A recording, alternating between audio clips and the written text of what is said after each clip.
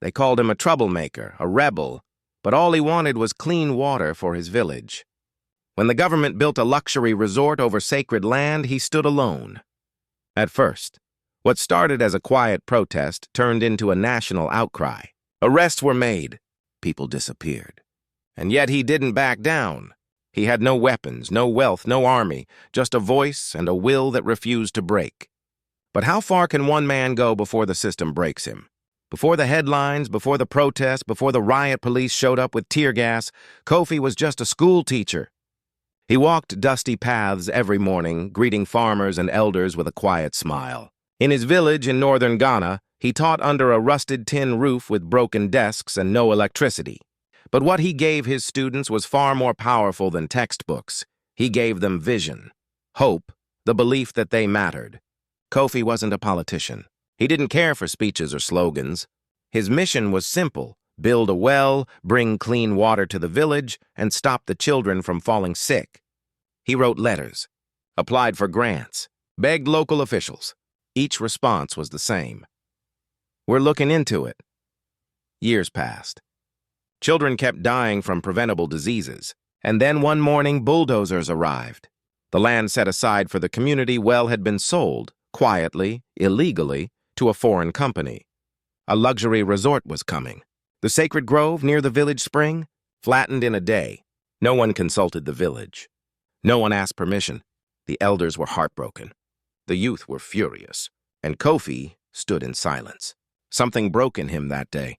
Not his spirit, but his patience. He had spent years trying to work within the system. Now the system had declared war on his people. And Kofi, the teacher, was about to become something else entirely. The first protest was silent. Kofi stood alone outside the district office, holding a hand-painted sign.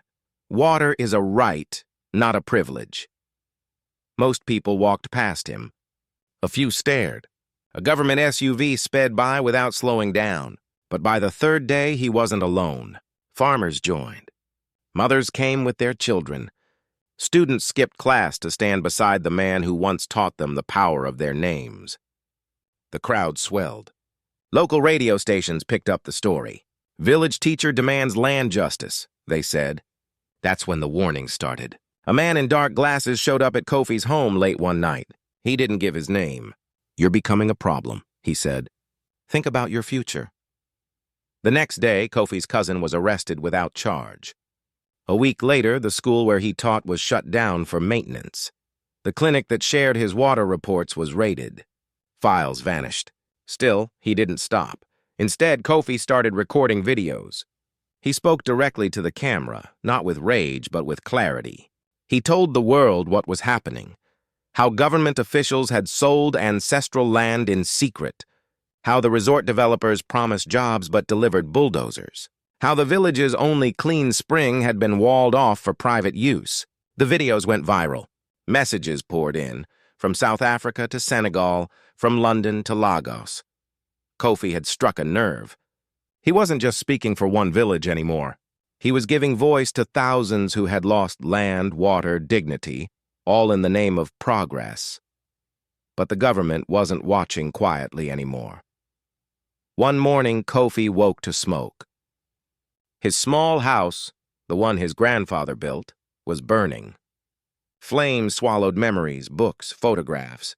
He escaped barefoot, coughing, watching everything vanish in minutes. No investigation followed. Still, he didn't stop. He organized a peaceful march, over 3,000 people from nearby villages, walking together in silence toward the regional office. They carried pots filled with dust where clean water once flowed. Elders walked. Children sang. No one spoke of violence, just truth. That day, the police came in riot gear. Tear gas filled the air. Rubber bullets cracked through the crowd. Old women fell. A young man was trampled. Chaos erupted, not from the protesters, but from the system meant to protect them. Kofi was dragged away, beaten, and thrown into a van. For 48 hours, no one knew where he was. Then something unexpected happened. A national journalist, tipped off by one of Kofi's old students, published an exposé. Hidden contracts, corrupt payments, photos of Kofi's burned home, leaked emails from the tourism board admitting, The locals are irrelevant. Clear them out! The country erupted! University students marched in solidarity. Churches and mosques opened their doors to protesters. Even some government workers began leaking documents, tired of the lies. Kofi's name was now everywhere, but he was still missing. And the people wanted answers. They found Kofi in a concrete cell, barefoot, bruised, and barely conscious. He'd been held without charge, interrogated, silenced. No phone call, no lawyer. Just 4 gray walls and a single bulb that never turned off. But outside, the country was changing. Crowds had grown too large to ignore. His name trended for days. Activists, artists, and even retired military leaders began to speak out. The government issued a vague statement. We are investigating the situation. But the people had stopped listening to statements. They wanted truth. So when Kofi was released, without apology, without explanation, thousands were waiting. The man who walked out of that cell was not the quiet teacher anymore. He was thinner, slower, but his eyes burned with a clarity the world couldn't ignore. He didn't return home. He went straight to the capital. In front of Parliament, Kofi climbed onto a wooden platform with a torn notebook in his hand and no microphone. Around him stood students, elders, market women, engineers, a sea of the forgotten, now uniting under one cause. And then he began to read. Line by line, he exposed the truth. The signed deals, the stolen land, the intimidation, the silence. He named names. He spoke not in anger, but in conviction, the kind that makes crowds hold their breath. Soldiers surrounded the square. Drones hovered overhead. One wrong move, and the scene would dissolve into chaos, and yet no one moved. The silence was louder than any weapon. It was discipline. It was rage held in restraint. It was unity. When Kofi finished speaking, he closed the notebook and raised his fist. And in that moment, a single fragile second, the nation held its breath.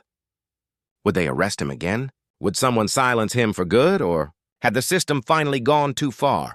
The government did not arrest Kofi again that day. Instead, the world watched. Pressure mounted. International organizations sent observers. Local officials who once turned a blind eye were forced to face the truth. Slowly, the land was returned to the village, and the clean water began to flow again, not just as a resource, but as a symbol of resilience. Kofi returned to his village, forever changed. The teacher had become a leader, a beacon of hope for countless others who faced similar battles across the continent.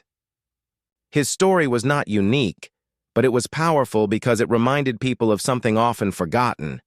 True leadership comes from standing with your people, even when the odds seem insurmountable. This struggle was never just about land or water, it was about dignity, justice, and the unbreakable spirit of a people united in resistance. Across Africa, countless leaders continue to rise from humble beginnings, facing forces that seek to silence them. Yet their courage fuels movements of change, reminding us that transformation is possible when unity triumphs over division, when voices rise louder than oppression. So what happens next? Will we stand by and watch history repeat itself? Or will we choose to be part of the change, sharing these stories, lifting these voices, and demanding a future where leadership means serving the many, not enriching the few? The fight is far from over, but in every challenge lies a spark of hope, and in every story the power to inspire a continent to rise. What role will you play in this story of transformation?